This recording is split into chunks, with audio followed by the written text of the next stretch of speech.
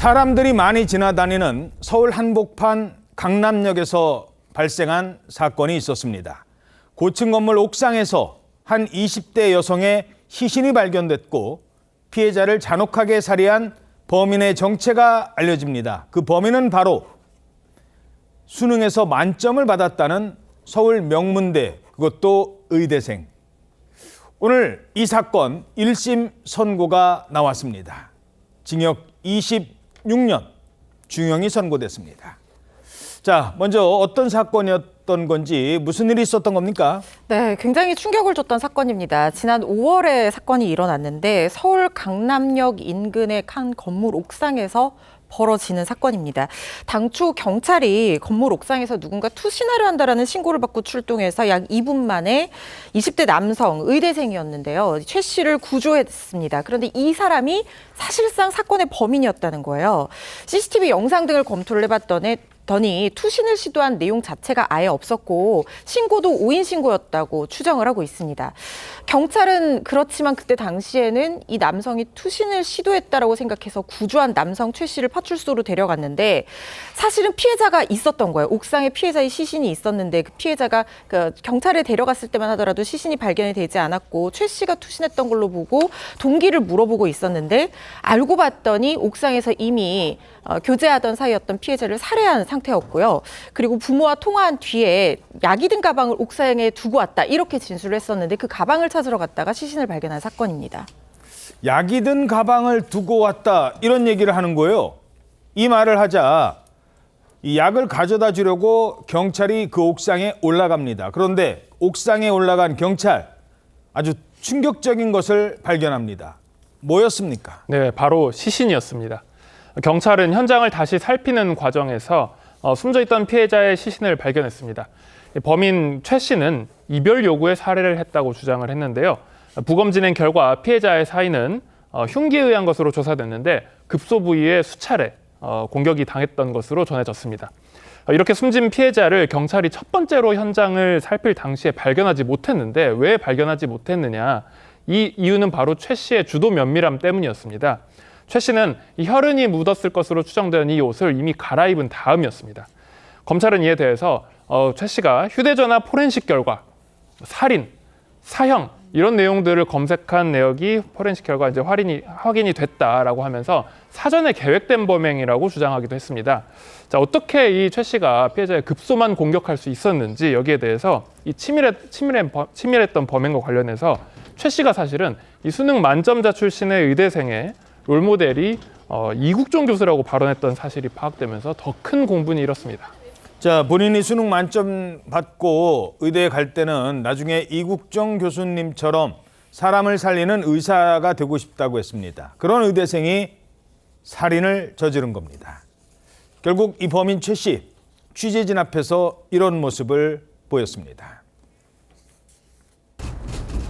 혐의 사실 인정하세요? 범행 왜 한 겁니까? 언제부터 범행 계획하셨어요? 피해자나 가족분께 할 말씀은 없습니까?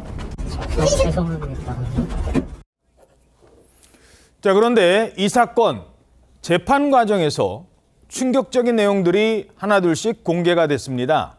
먼저 이 사망한 피해자가 여자친구가 아니라 법적으로는 부부였다고요? 네, 혼인신고가 되어 있었다는 사실이 밝혀졌습니다. 이 사건이 발생한 건 5월이었는데 이 사건 발생 20일쯤 전인 4월 중순에 최 씨와 피해자가 혼인신고를 한 사실이 드러났습니다. 중학교 동창이던 이들은요, 지난 2월에 다시 만나서 교제를 시작했는데 2달 만에 그렇게 혼인 관계가 된 셈이었습니다. 부모님이 그걸 몰랐어요, 처음엔? 그래서 피해자의 부모님이 이 사실을 알게 됐고요. 예? 그래서 피해자의 부모가 혼인 무효 소송을 하겠다고 반대를 하자 갈등이 시작됐습니다. 이 최 씨에 따르면 피해자의 아버지가 자신에게 학력을 박탈하겠다라면서 화를 냈고 또 사기꾼이라는 표현을 했다고 진술을 했습니다. 이와 관련해서 또 최 씨의 어머니는 혼인 무효 소송을 걸어서 의대 졸업이 막힐까 봐 아들이 공포에 휩싸여 있었다고 진술을 했습니다. 예, 결국 이런 얘기가 오가던 중에 지난 5월 피해자에게 만나자고 했는데 그 뒤에 그 자리에서 범행을 저질렀다는 겁니다. 글쎄요, 좀 이해가 가지 않는데 그렇다고 살인까지 왜 그렇게 된 거예요? 그 피해자 유족에서 주장하는 것은 결국 돈이 목표였다라고 이야기하는 겁니다. 어허. 피해자 아버지가 뭐라 그랬냐면 이 최 씨가 의대를 졸업하고 병원 운영을 위해서 건물이 필요했다. 근데 내가 회사를 운영하고 있는데 나한테 도움받기 위해서 내 딸을 혼인신고로 구속한 것이다 라고 어허. 주장하면서 피해자 유족들이 당시 피해자는 유학을 준비하고 있었는데 최 씨가 그 피해자의 유학에까지 다 대비해서 계획을 세웠다. 그래서 혼인신고에서 피해자를 잡아놓은 다음에 피해자가 유학 갔다가 잠시 돌아오는 시점에 출산하도록 모든 걸 다 그렇게 안배를 했다.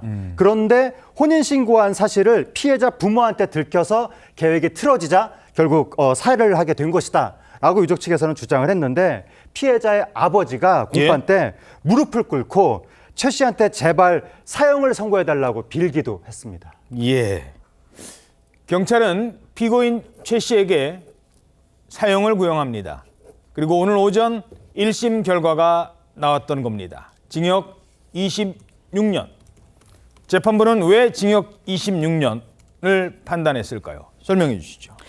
최 씨한테 징역 26년 선고가 되니까 피해자 유가족들이 눈물을 흘리면서 어떻게 이럴 수 있느냐라고 하면서 사형을 구형했던 검찰의 결과에 비해서 26년이 나온 것에 불만을 표하기는 했습니다만은 사실상 이 양형 기준을 보더라도 굉장한 중형이 선고된 겁니다.